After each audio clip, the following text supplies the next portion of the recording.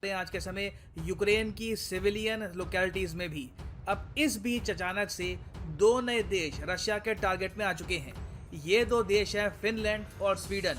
और Russian government ने categorically यहाँ पर यह कहा है कि बुरी तरीके से हम आपको मिलिटरीली डिस्ट्रॉय कर देंगे अगर आप लोगों ने भी यूक्रेन की तरह नेटो को ज्वाइन करने का सोचा। क्योंकि दोनों देशों की तरफ से आप अगर देखो रिसेंटली आवाज आई थी कि ये हो सकता है कि नेटो को ज्वाइन कर ले यूक्रेन का हाल देखते हुए। तो हम इस वीडियो में डिस्कस करेंगे कि यूरोप के इस इलाके में क्या जियोपॉलिटिक्स हो रही है। स्वीडन और फिनलैंड यूरोपियन यूनियन का पार्ट होते हुए भी नेटो को ज्वाइन क्यों नहीं करते, इन कंट्रीज को क्या खतरा है, काफी कुछ आपको जानने को मिलेगा। मगर आगे बढ़ने से पहले आपसे क्वेश्चन पूछूंगा। क्वेश्चन यहाँ पर यह है कि भारत के वो कौन से प्रधानमंत्री थे जिन्होंने सबसे पहले विजिट किया था फिनलैंड को। ये है यहाँ पे आपकी option Jawaharlal Nehru, option B Narendra Modi, option C Indira Gandhi, option D Manmohan Singh. Comment section में करिए उत्तर, सही आंसर मैं आपको दूंगा वीडियो के एंड में। नाउ सबसे पहले तो आपको समझना होगा डायनामिक्स के बारे में।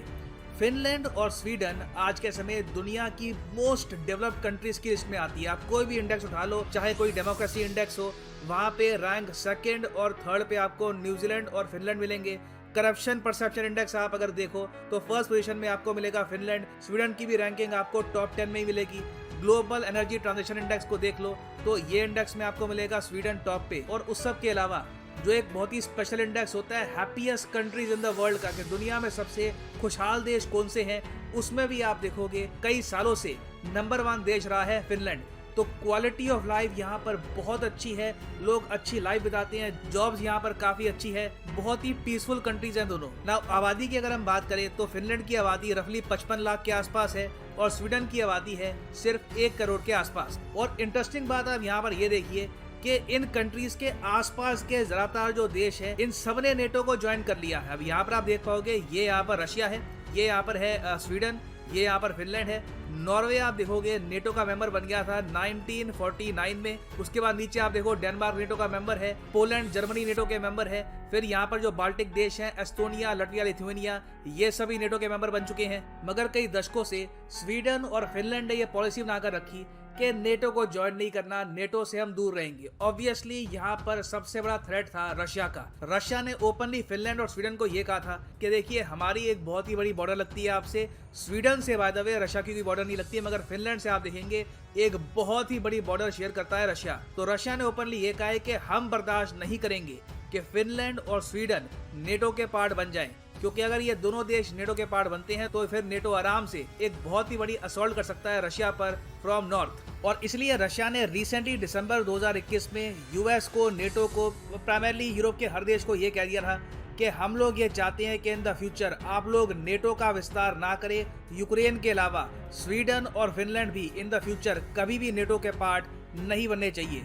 इंटरेस्टिंग बात यहाँ पर ये देखिए कि स्वीडन और फिनलैंड काफी हद तक एग्रीमेंट में थे इस बात को लेकर के हमें नेटो को ज्वाइन करना भी नहीं है। और इसका रीजन भी है, दोनों कंट्री के रीजन काफी हद तक डिफरेंट है।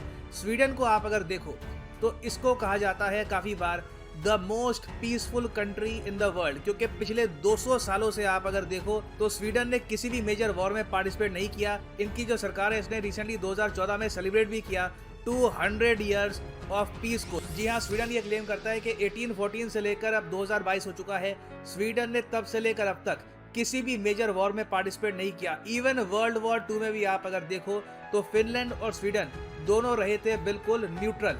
और इसी वजह से ये एक बहुत ही बड़ा रीजन है कि यहाँ पर क्वालिटी ऑफ लाइफ इतनी अच्छी है। ओवर द इयर्स इन्होंने काम किया है ऑन एजुकेशन और कल्चर। जो पैसा खर्च होता है अगर मान लो कि आर्मी को बिल्ड करने में, अटैक्स करने में, डिफेंड करने में, वो पैसा गया है यहाँ पर ह्यूमन बीइंग्स की डेवलपमेंट पे। तो जो ये न्यूट्रल रहने वाली पॉलिसी है काफी लंबे समय से स्वीडन के लिए तो मैं कहूँगा बिल्कुल इफेक्टिव रही है।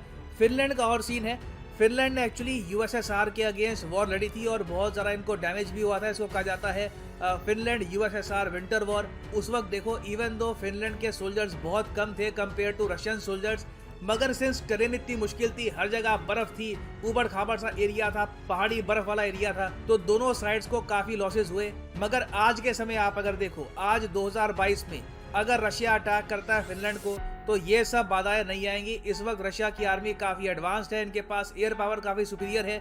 ये फिनलैंड पर इतनी बॉम्बिंग कर देंगे कि इनकी 50 लाख की आबादी झेल नहीं पाएगी। तो इसलिए रशिया ने ओपनली यहाँ पर वार्निंग दे दी, फिनलैंड और स्वीडन दोनों को। देखिए अब रिसेंटली जो हाल यूक्रेन का हुआ है, जो इमेजेस वहां पे आ रही है, जिस तरीके से वो कंट्री बिल्कुल कोलैप्स होने की कगार पे है। यूएस ने अब ये कोशिश करी है कि स्वीडन और फिनलैंड को दोनों को ले आइए नेटो के पास। तो रशिया ने यहाँ पर वार्निंग दी है कि देखो नेटो ऐसा नहीं है कि एक बटन दबा के तुम ज्वाइन कर लोगे, पूरा इसका प्रोसेस होता है। तुम्हारी एप्लीकेशन जाएगी, फिर तुम्हारे पार्लियामेंट में इस पर वोटिंग होगी, रेटिफिकेशन होगी।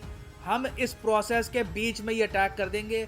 नेटो के आर्टिकल 5 का टाइम ही नहीं आने देंगे, उससे पहले ही जो हाल यूक्रेन का हो रहा है वो हम आपका कर देंगे। लिटरली एक आप कह लीजिए बोन चिलिंग वार्निंग दी है रशिया ने स्वीडन और फिनलैंड को। फिनलैंड को तो खासकर आप समझ सकते हैं, वार्निंग ऑलमोस्ट ऐसी लगी होगी कि अभी ये happiest country in the world है, रशिया इनको saddest country in the world बना सकता है कुछ ही हफ्तों में। और आप अगर रशियन पर्सपेक्टिव से देखो इस पूरे इशू को, तो रशिया गलत नहीं कह रहा। आप अगर एक बहुत ही न्यूट्रल तरीके से भी देखें तो यूक्रेन का जो केस है ये एक एग्जाम्पल है बहुत ही खराब फॉरेन पॉलिसी का। यूक्रेन ने काफ़ी लंबे समय तक ये कहा कि हम नेटो ज्वाइन कर लेंगे, नेटो भी कहता रहा कि बिल्कुल ये ज्वाइन करेगा यूक्रेन नेटो को। ज्वाइन करने से पहले ही, जब पूरा प्रोसेस कंप्लीट होता उससे पहले ही आप अगर देखो तो रशिया ने अटैक कर दिया। और जब यूक्रेन ने कहा नेटो को कि प्लीज़ हमारी हेल्प करिए, कुछ तो हेल्प करो कहीं से भी, नेटो ने कहा कि no plans to help Ukraine, हम रशिया से वॉर नहीं चाहते। और सबसे इंटरेस्टिंग बात यहाँ पर यह हुई कि जैसे ही रशिया ने ये वार्निंग दी फिनलैंड और स्वीडन को, दोनों देशों ने अपनी पूरी टोन चेंज कर दी।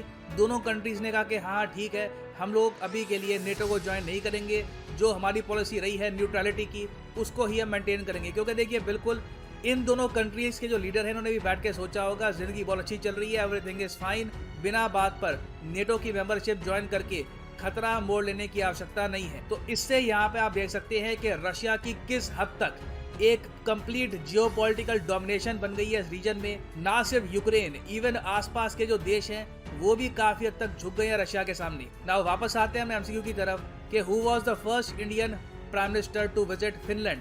तो सही उत्तर इसका है option A, Jawaharlal Nehru. Over the years आप अगर देखो तो फिनलैंड के साथ हमारे रिलेशंस काफी इंप्रूव हुए हैं। पंडित जवाहरलाल नेहरू ने 1957 में नींव रखी थी। पंडित जवाहरलाल नेहरू ने 1957 में विजिट किया था फिनलैंड को। उसके बाद आप अगर देखो तो most recent visit bye an important Indian minister हुई थी 2019 में, जब डॉक्टर एस जयशंकर गए थे फिनलैंड में as the minister of external